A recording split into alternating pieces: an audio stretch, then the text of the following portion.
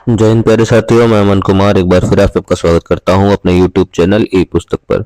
दोस्तों, जैसा कि हम सब जानते हैं कि रेलवे ग्रुप डी की वैकेंसी 2025 में जो आई हुई है, इसमें आईटीआई वर्सेस नॉन आईटीआई वालों का बहुत तगड़ा विवाद चल रहा है।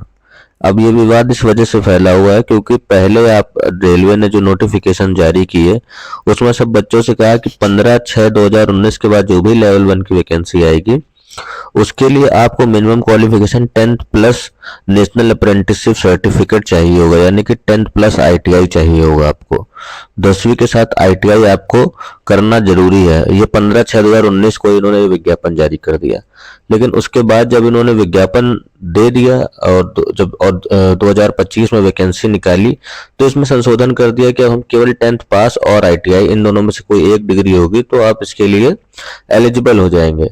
यही मुद्दा दोस्तों जोरों से गरमाया हुआ है क्योंकि इस बीच रेलवे में जितने भी बच्चे तैयारी कर रहे थे ग्रुप डी की, उन सब ने इन 5 सालों में आईटीआई कर लिया। अब आईटीआई में उनका समय भी बर्बाद हुआ, पैसा भी बर्बाद हुआ। 10वीं तो कर सभी पास हैं, जानते ही आप आईटीआई करने के लिए 10वीं होना जरूरी है, तो 10वीं तो सभी पास है। तो इसी को लेकर के 7 मार्च को सुप्रीम कोर्ट में सुनवाई हुई क्योंकि आईटीआई वाले बच्चे जो है वो कोर्ट जा चुके हैं। सुप्रीम कोर्ट में सुनवाई और बहुत तीखी बहस हुई बच्चों के वकील और भारत सरकार के द्वारा रेलवे के वकीलों के बीच में। अब पूरी प्रक्रिया क्या हुई, क्या बहस हुई, मैं आपको पूरा इस वीडियो में विस्तार से समझाऊंगा।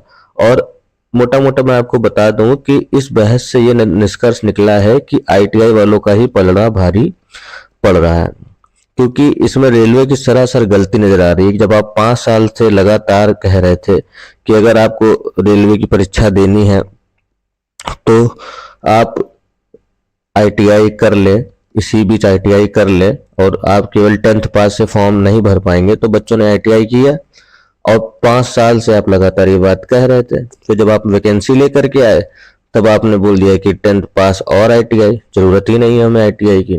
तो आईटीआई वाले बच्चों का नाराज होना बिल्कुल वाजिब है और वो इसी को लेकर के कोर्ट गए हैं और कोर्ट में उनकी सुनवाई भी हो रही है। दोस्तों, सबसे पहले देखिए, जब बहस शुरू हुई कोर्ट में बच्चों के वकील में और भारत सरकार के रेलवे के वकील में, तो सबसे पहले ये जो आप विज्ञापन देख रहे हैं, देखिए सबसे बड़ी बात यह है कि 28 दिसंबर 2023 को ये विज्ञापन जारी कर दिया गया। इसमें सब चीजें बताई गई कि 23 तारीख यानी कि 23 जनवरी 2025 से फॉर्म आपके भरने स्टार्ट होंगे, 22 फरवरी तक फॉर्म भरे जाएंगे। और लेवल 1 के पदों की रिक्तियां हैं जिसमें 32,000 के करीब पोस्ट होंगी। आयु आपके 18 से 36 वर्ष तक होगी। मूल वेतन आपका 18,000 रुपए होगा और ये लेवल 1 की वैकेंसीज होंगी। लेकिन दोस्तों, असली बात यहाँ पर आकर के फंसी है शैक्षिक योग्यता में। इन्होंने देखे यहाँ पर क्या दर्शाया है, इन्होंने यहाँ पर लिखा है कि पदानुसार हमें शैक्षिक योग्यता चाहिए। पदानुसार शैक्षिक योग्यता, इसका मतलब आप ये जानते हैं कि पद के अनुसार योग्यता दी जाएगी, यानी कि 10वीं तो सभी पास है। अगर इनको 10वीं पास चाहिए था तो यहाँ पर केवल 10वीं लिख सकते थे। विज्ञापन में इन्होंने लिख दिया पदानुसार शैक्षिक योग्यता एवं चिकित्सा मानक, यानी कि आप जिस पद के लिए अप्लाई कर रहे हैं उस पद पे आपकी क्या योग्यता होगी वो आधार होगा। जैसे मान के चलिए कि पॉइंट्समैन है रेलवे में, पॉइंट्समैन में कोई टेक्निकल छेनी हथौड़ी रेंज का कोई काम नहीं है, इसमें 10वीं वाला भी काम कर सकता है।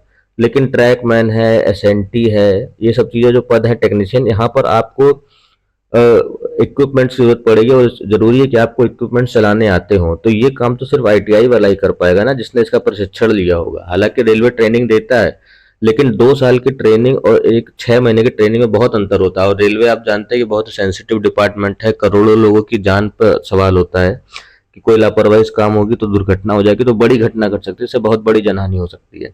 सुरक्षा की दृष्टि से भी 10th प्लस आईटीआई वालों को ही मौका दिया जाना चाहिए जहां पर लोगों की जान का सवाल हो और टेक्निकल काम के बीच में।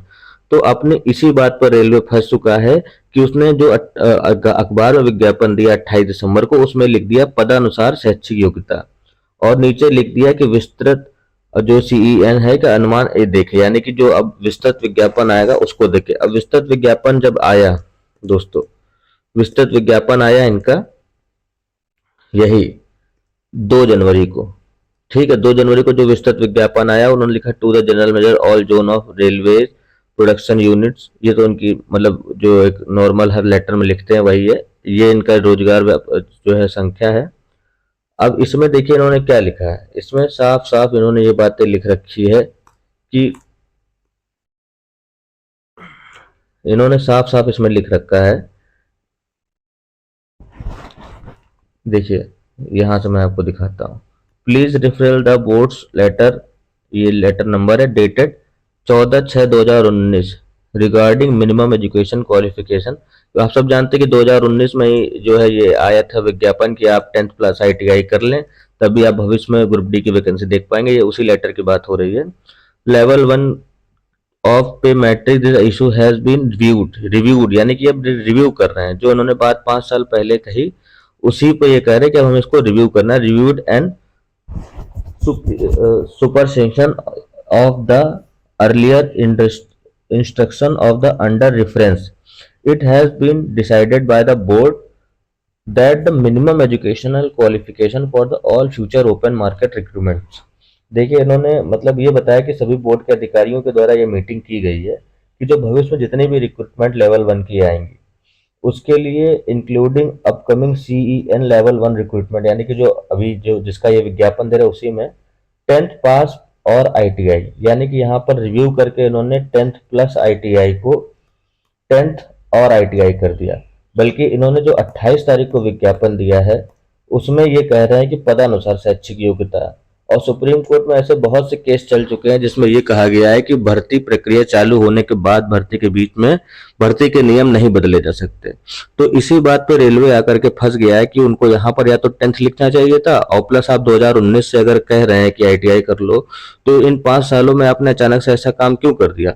अब दोस्तों रेलवे फंस चुका है। इसके लिए रेलवे को कोर्ट ने 21 मार्च तक का समय दिया है कि 21 मार्च तक को आप अपना जवाब दे दे कि आपने ऐसा क्यों किया, क्या कर रहा था कि आपको अचानक से 5 साल की जो बात थी उसको 10 सेकंड में बदल दिया आपने। अब 21 मार्च को रेलवे अपना जवाब देगा।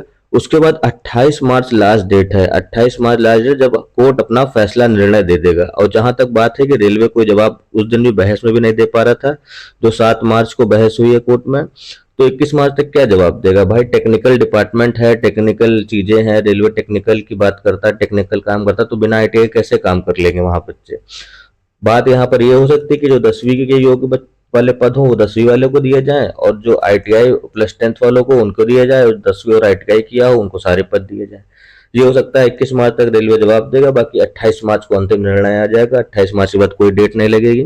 तो दोस्तों उम्मीद ये की जा सकती है कि ITI वालों के पक्ष में ही जो है निर्णय आने वाला है।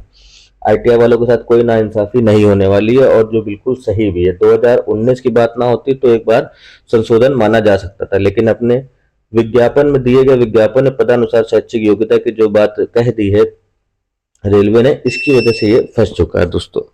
तो दोस्तों आपको ये जानकारी जान करके कैसा लगा। अगर आप हमारे चैनल में पहली बार विजिट कर रहे हैं तो हमारे चैनल को सब्सक्राइब जरूर करें, और रेलवे ग्रुप डी से संबंधित और भी वैकेंसी से संबंधित खबरों को जानने के लिए हमारे चैनल पर प्रॉपर विजिट करते रहें।